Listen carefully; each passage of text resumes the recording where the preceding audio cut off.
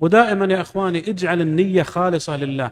لا تصلي حتى يقولون الناس والله هذا مكثر من الصلاة، ولا تتصدق حتى يقال هذا باذل، ولا تصوم حتى يقال لا يكاد يفطر. الناس لن ينفعوك بشيء، يعني النبي صلى الله عليه وسلم حث الناس على الصدق مع الله سبحانه وتعالى، والله عز وجل يقول أنا أغنى الشركاء عن الشرك. يقول من عمل عملا أشرك فيه معي غيري تركته وشركه. الله عز وجل لا يحتاجك ولا يحتاج إلى عملك، أنت محتاج أشد الحاجة إلى ربك سبحانه وتعالى.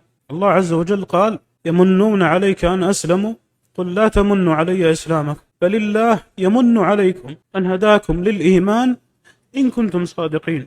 فاصدق مع الله واجعل وجه الله المبتغى والجنة المقصد. لا، ودائما أشعر نفسك بالافتقار إلى الله. يا أيها الناس أنتم الفقراء إلى الله والله هو الغني الحميد. قال الله عز وجل إن يشأ يذهبكم كل الناس ويأتي بخلق جديد وما ذلك على الله بعزيز. الأمر سهل، كن فيكون.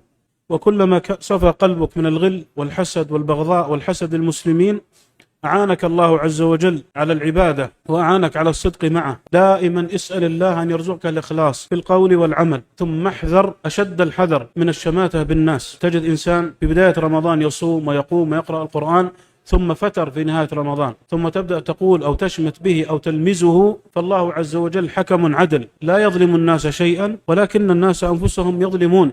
ولا تشمت بأخيك فيعافيه الله ويبتليك.